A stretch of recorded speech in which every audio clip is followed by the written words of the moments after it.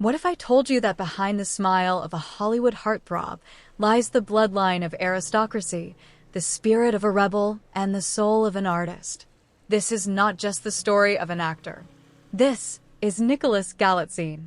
Born on a crisp autumn day, September 29th, 1994, in the heart of London, Hammersmith, Nicholas Dmitry Konstantin Galitzine entered the world with a name that already sounded like a movie title. But who would have guessed this British boy next door had a royal-sounding name not just for show? His father, Geoffrey Galitzine, once a financier, then an eco-pioneer. His mother, Laura Papagianni, a Greek powerhouse of resilience and grace. His sister, Lexi, an artistic spirit guiding his creative compass. But this wasn't a silver spoon story.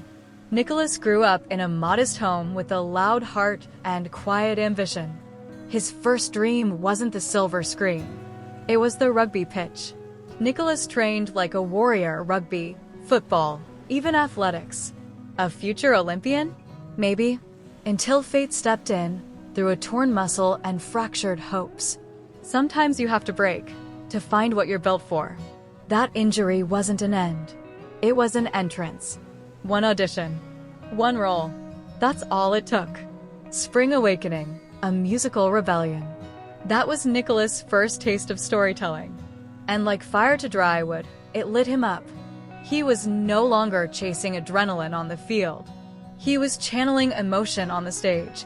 In 2016, he starred in High Strung, a violinist who dances with destiny.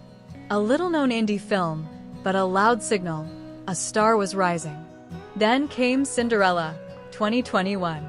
Not just another fairy tale. Nicholas played Prince Robert, but didn't just wear the crown, he owned it. He danced, he sang, he melted hearts. And overnight, his Instagram blew up. In Purple Hearts, 2022, he played a Marine with a broken heart and wounded pride. Real tears, real grit, real chemistry. And then, 2023, Red, White, and Royal Blue, Prince Henry of Wales. A role that shook the internet and solidified Nicholas as not just a romantic lead, but a fearless, emotionally complex icon. Audiences didn't just watch him, they felt him. Especially in that scene, you know the one. But here's the twist that no tabloid saw coming. Nicholas may actually descend from nobility. The name Galitzine? It's tied to the Russian aristocracy, the Galitzine dynasty. Now, whether his branch is directly linked or not, the irony is royal. He plays princes on screen, but his bloodline might be just as blue. Fashion took notice. In 2023, he became Fendi's first global menswear ambassador. Not just a pretty face, a symbol of elegance, edge, and effortless cool. And in 2025, Emporio Armani crowned him fragrance ambassador, the face of sophistication. Literally. And here's where Nicholas gets even more mysterious. No scandals, no oversharing, no chaotic love triangles. He's been romantically linked with co-stars, but he plays his cards close to the chest. No confirmed relationships, no kids, just rumors, glances, and headlines that can't quite catch him. A modern mystery man in a world that overshares everything. His LA mansion? $8 million. Hollywood Hills. Infinity pool. Home theater. His car? A Lamborghini Huracan, purring like royalty on wheels. Vacations? Mediterranean yachts. Caribbean sunsets. London cafes. Net worth? Estimated at $4 to $6 million and rising. But Nicholas? He says it's not about the money.